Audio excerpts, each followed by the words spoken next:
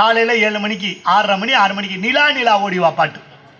பையில தூக்கி வச்சுக்கிட்டு இவ்வளோ சோறு 3 முட்டையை வச்சு அவன் நிலா நிலா ஓடிவா அப்படின்னா அந்த பையன் தெரியாமல் நிலா நிலா ஓடி அப்படின்னு வாயை திறக்கிறா. ஒரு சோறு 1 முட்டையை உள்ளே குத்தி விட்டு அவன் பாதி முழுங்காமல் இருக்கும்போது அடுத்த லைனை போடுறாங்க, நில்லாமல் ஓடிவா அப்படின்னா அவன் பாதி முழுங்காமல் நில்லாமல் ஓடி அப்படின்னா இன்னொரு சோத்தை உள்ளே போட்டு முட்டையை குத்தி விட்டு பாட்டை முடிச்சு விட்டா வகுறு இத்தனை இருக்குங்க. திங்கக்கிழமை 2 நாளாக 1க்கும் போல் 2க்கும் போல் ஒரு டையை இங்கனக்குள்ளே ஒரு பெல்ட் கட்டுறாங்க. எதுக்கு பெல்ட்டு சொல்லுங்கள்? காலையில் இவ்வளோ சோறு சாப்பிட்ருக்கானா? பேராசிரியர் சங்கீத் ராதா அவர்கள் வந்துட்டாங்க.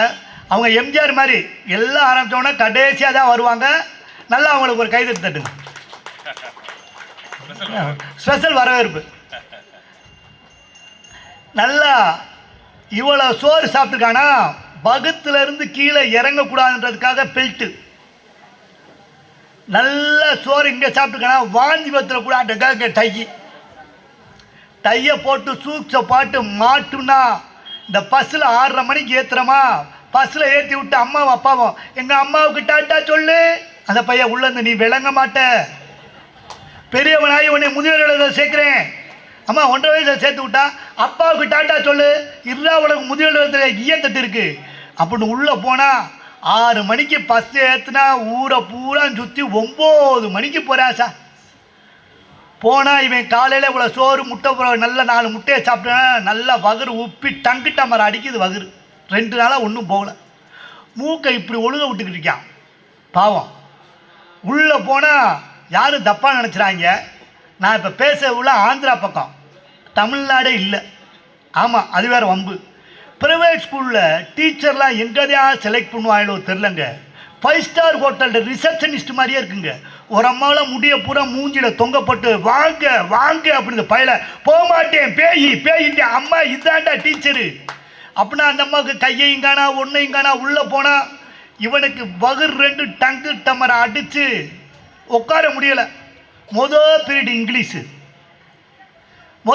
இங்கிலீஷ் அந்த அம்மா ஆரம்பிக்குது. பி போட்டுச்சுல, இவன் டவுசரை கழட்டிட்டான். டீச்சர் நோ பை சிட்டவுன் பட்டனை கழட்டிட்டான். மிஸ் போடுது பி போட்டது பி அப்படின்னு டீச்சர் ஓய் சிட்டவுன் நோ சிட்டவுன்.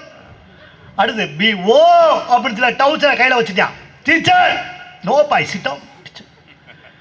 ஒய் போட்டு பி ஓ ஒய் பாய் அப்படி இல்லை டீச்சர் ஓய் no boy no you say boy அப்படின்னு. இது பாயின்னாவே ஆயின்னு அதுக்குன்னே ஒரு ஆயமா வச்சுருக்காங்க. ஆயமா போனோன்னா ஆயமாட்ட போய் ஆயமாண்ணா ஏன்டா 2 நாளாக போகாமல் ஏன்டா இங்கே வந்து நிற்கிறீங்க?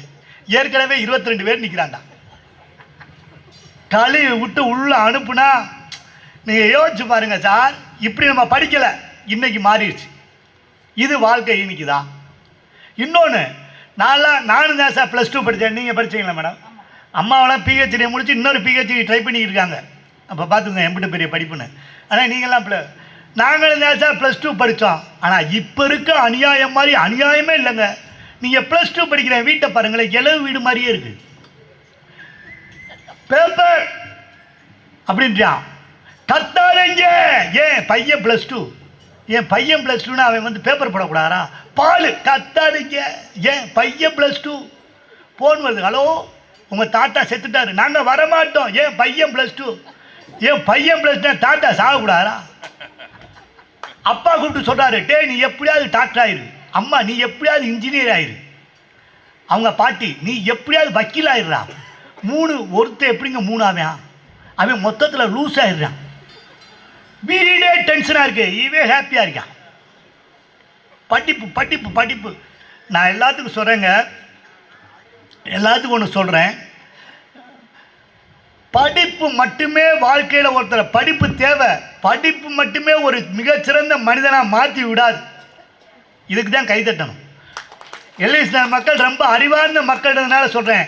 ஒருத்தன் வந்து டாக்டருக்கு கிடைக்கல, நீட்டு கிடைக்கல, இன்ஜினியரிங் கிடைக்கல, கவலைப்படக்கூடாது சார். 1000 உதாரணம் இருக்குது சார், 1000 உதாரணம் இருக்குது. படிப்பு தேவை. சரி நான் கேட்குறேன், எதுக்கு சார் படிக்கணும்? ஒருத்தன் சும்மா உட்காந்து இப்படி காலாட்டிக்கிட்டே இருந்தான் படிக்காமல் கொள்ளாமல். அவங்க தாத்தா வந்து கேட்டார், நல்லா படிடா அப்படின்னாரு. படித்து அப்படின்னா நல்ல வேலை கிடைக்கும், வேலை கிடச்சி நல்ல பொண்ணை கல்யாணம் பண்ணலாம், நல்ல பொண்ணை